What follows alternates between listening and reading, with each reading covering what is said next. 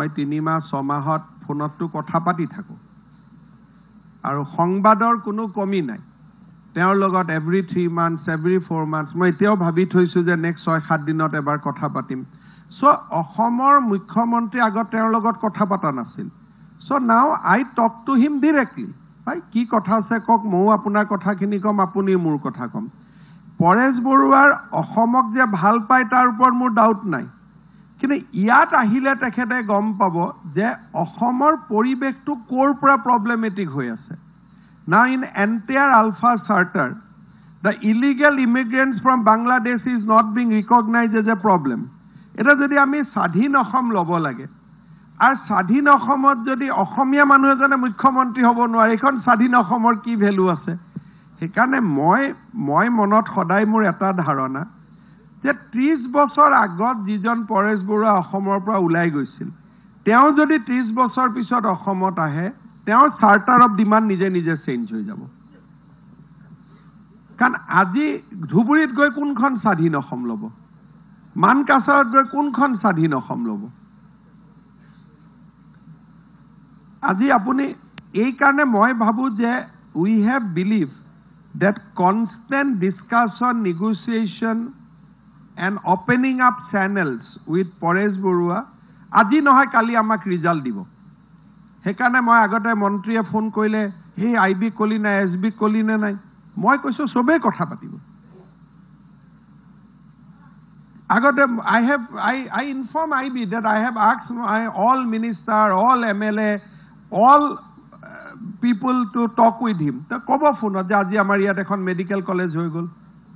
আজি আমাৰ ইয়াত নতুন ৰাস্তা এটা হৈ গল he must know that Assam is changing কাৰণ তেওঁটো যত আছে তাৰ পৰা অসমখন দুই এজন ফোন যাক কৰে সেই ফোন কৰা মানুহকে যেনেও স্বাধীন অসমৰ সপোন দেখে কিন্তু যদি আপোনাকো ফোন কৰে মুকো ফোন কৰে সকলোকে ফোন কৰে কথা পাতে মই পুলিচকো কৈছো যে কাৰোবাৰ লগত পৰেশ বৰুৱাই ফোনত কথা পাতিলে don't track him let him speak to at least 10,000 people in Assam তেওঁ গম পাব যে অসমৰ মানুহৰ মানসিকতা কত অসমৰ মানুহৰ কষ্টটো কত অসমৰ মানুহৰ বেদনা কত অসমৰ মানুহে কি বিচাৰিছে আজি গুটেই নতুন অসমীয়া লৰাবিলাকে আমাক কি লিখে যে দাদা জানে তেনে অসমত আইটি ইন্ডাষ্ট্ৰি এটা আনক কোনেওতো হোৱাটছআপ নিদিয়া যে স্বাধীন অসম আনক বুলি সেইকাৰণে মই ভাবো যে 90% of the Alpha, those who form Alpha has come to negotiation. এটা বহুত দিনৰ পৰা সেন্ট্ৰেল গভৰ্ণমেন্টৰ লগত এটা কথা চলি আছে যে আলফাৰ আন্দোলনত মৰা আলফাৰ কেডাৰ সকলৰ ফ্যামিলিক আমি কিবা এটা সাহায্য দিব লাগে নে নাই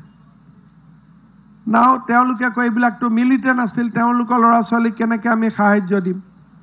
মোৰ আৰ্গুমেন্টটো হল তেওঁলোক মিলিটেন্ট আছিল কিন্তু লগত অসম প্ৰেমীও আছিল ৰাস্তা ভুল হ'ব পাৰে কিন্তু অসমক ভাল পাইহে গৈছিল গতিকে সেই 3000 ফ্যামিলিৰ পৰিয়ালক আমি যদি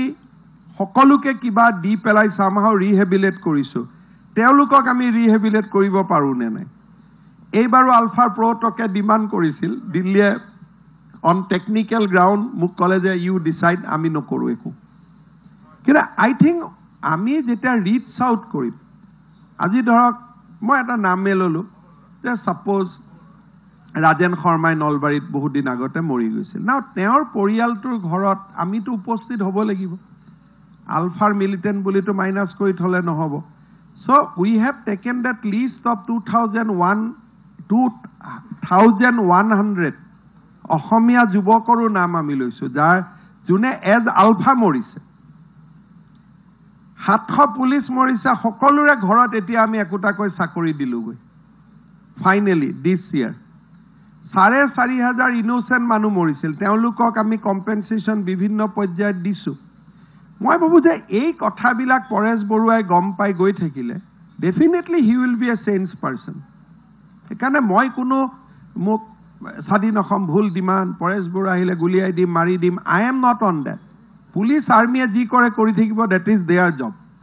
বাট as a political head of the state my job is to reach out I want to reach out to him. Eta kunobai grenade marile police to action lobo lagibo. Mo police ok hak nidiu je you stop operation against Alpha. That is beyond my jurisdiction. I will not say army that you don't do operation against Alpha. কিন্তু মই ভাবো যে Paresh Barua must know about the changing reality of Assam. এটা অসমৰ ভয় কৰ পৰা আমিতো দিল্লীক ভয় নকৰো এটাতো দিল্লী আমাৰ হাততে আছে